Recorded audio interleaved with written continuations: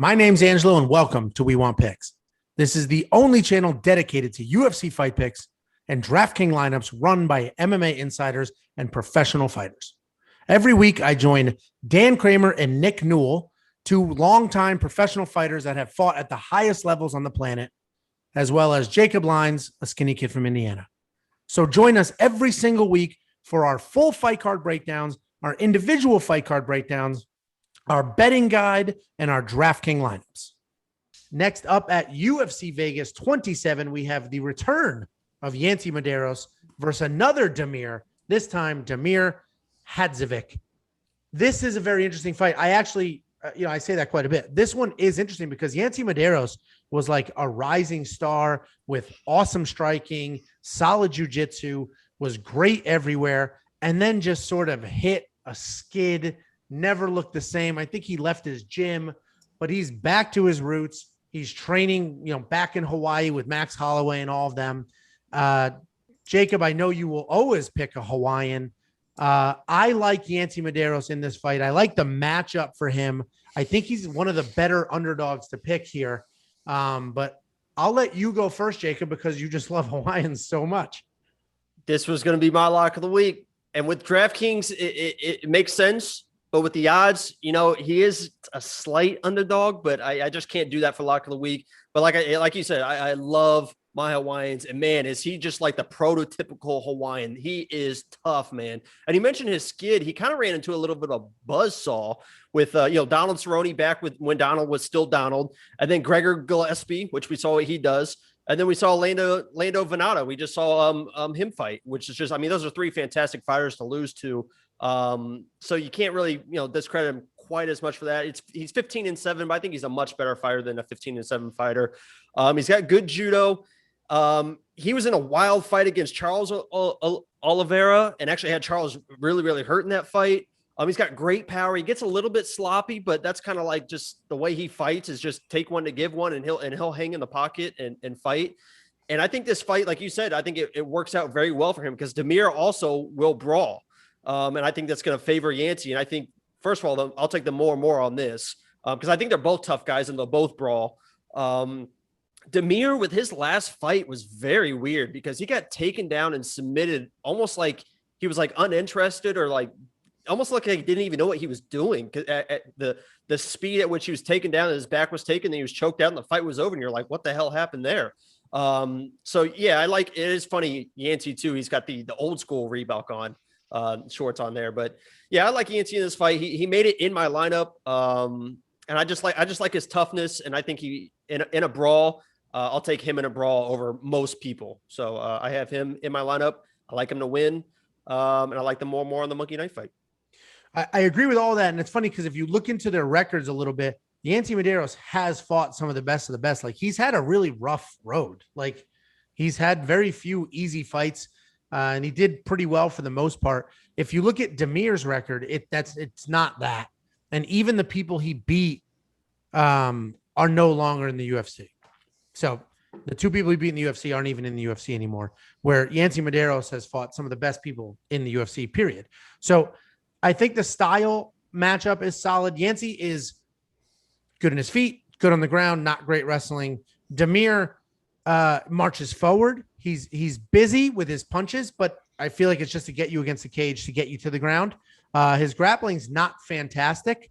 His wrestling's not fantastic, but he is a hammer on top. If he gets on top, he's busy, he's throwing heavy, and he's going to make it work. And for the Monkey Knife fight line, that's fantastic because even if he gets on top, he's going to be busy, and every single strike matters now. It's not just significant strikes. So I don't think he's going to get on top. I don't think he will. No, I don't think he will. I like Yancy's takedown defense, yes. And even like I mentioned, he's got good judo. I think if he tries, I think Yancy judo throws and ends up on top if he even tries any of that nonsense. So I love Yancy in this matchup. I don't think he gets up on top. I agree with you. Yancy Medeiros' takedown defense is very good. I'm just saying if he does get on top, because it is possible. It is a fist fight. He is busy. And now that Monkey Knife fight counts every single strike and not just significant strikes, it sort of blows the door off and opens things up quite a bit.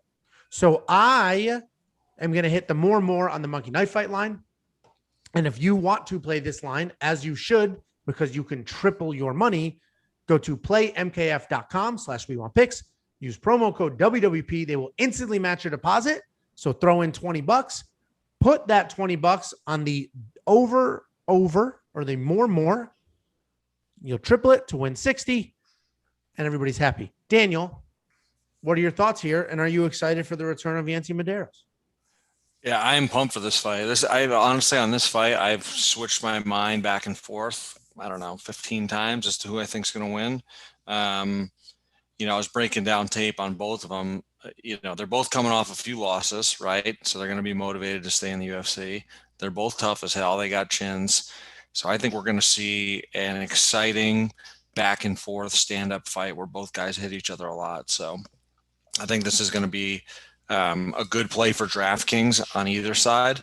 So let's look at Medeiros. So guy's got, he's 15-7, like you said. His record, he's better than his record says, that's for sure.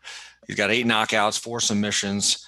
He's coming off 3 losses in a row. But those losses were to Lando Venata, who we saw last weekend is very, very good, Gregor Gillespie, who's a beast, and Donald Cerrone, who, again, this is a few years ago. That was when he was still, on his way up to fight for the title, I think. He also beat Alex Oliveira and Eric Silva before that. So he's beaten some very tough guys as well. Jacob said it. He's got that tough Hawaiian fighter mentality, very long reach, trained with the Diazes and Max Holloway. So the guy's always in good shape. He's got that long, lanky style that Max Holloway, long reach, just stay busy with the punches type style, keeps his hands down, but he's got good reflexes and counters, but he's still very hittable. He was hittable in the Venata fight. He's been hittable. He's really been hittable, throughout his career, which is why most of his fights are exciting. In that Venata fight, it was close. It was a weird fight because it was like everybody thought that was going to be the most exciting fight in the world, but we saw kind of a different side of both fighters. Not a ton of action, very, very calculated on both sides. So he has shown the ability lately to kind of like scale back that craziness if he needs to. It didn't go in his favor in that fight, but it was not the slugfest I think everyone was hoping for. I went back to his Oliveira fight to see him kind of in a firefight, because I think that this is what this fight's going to be. I think it's going to be a firefight. Both guys were rocked in the first. Yancy got in way more trouble, though, again, because I think he's more hittable than a lot of other guys. But I think coming out of it, you just realize he is tough as hell, and he's got a great chin. He ended up winning that fight, I think, in the second round. So all in all, I think Yancy Medeiros is very live in this one.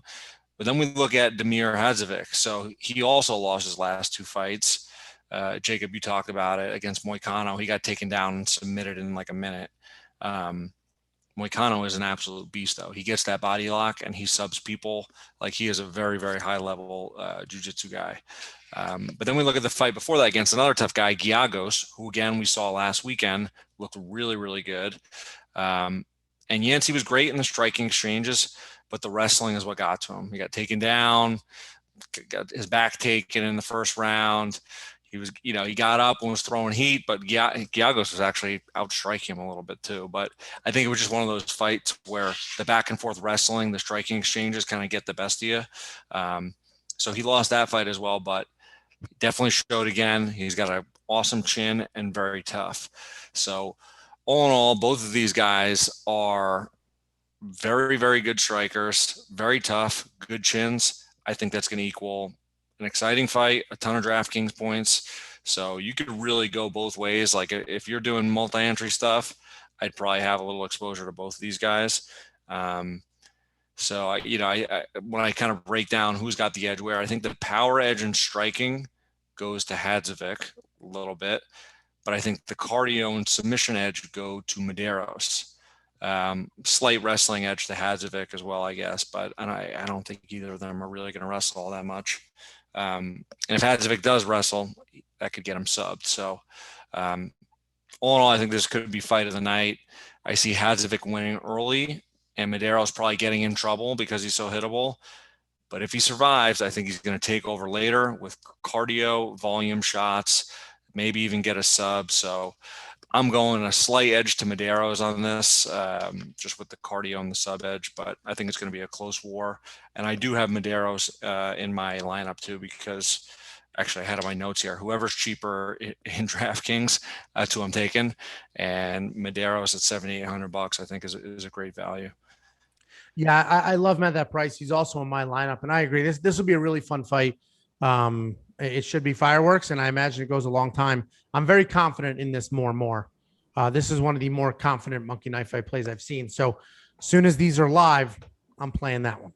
Big giant shout out and humongous thank you to all of our members and supporters. I specifically want to thank Antsy Music, David Ramon, Chris Jory, Dunchichi, Jesse Correa, La Puzza, Joe Todoro, Logan Garrick, X Sweet Spot X, Jordan Burgard, Aaron Reynolds, Brent Hinson, Jill, Juan Valdez, Chris Riley, Kayla Roth, King Rob, oh my gosh, 1337, Pierre Exelholm, and Chris V. You guys are outstanding. We genuinely appreciate it. If you are an existing member and you have not gotten your commemorative Dan Kramer collecting card, reach out with like your Pokemon address. cards. They're making a comeback. Reach out with your address and we will mail it to you. If you are not a member and you want one of those limited edition cards, hit the join button below and we will get one out to you immediately. Members also have the ability to earn $30 in our free DraftKings League instead of the traditional $15 for everybody else. Thank you all. That's double. That is double. It's basically an investment. So thank you all very, very much for the support. It is appreciated, and we will see you every single weekend.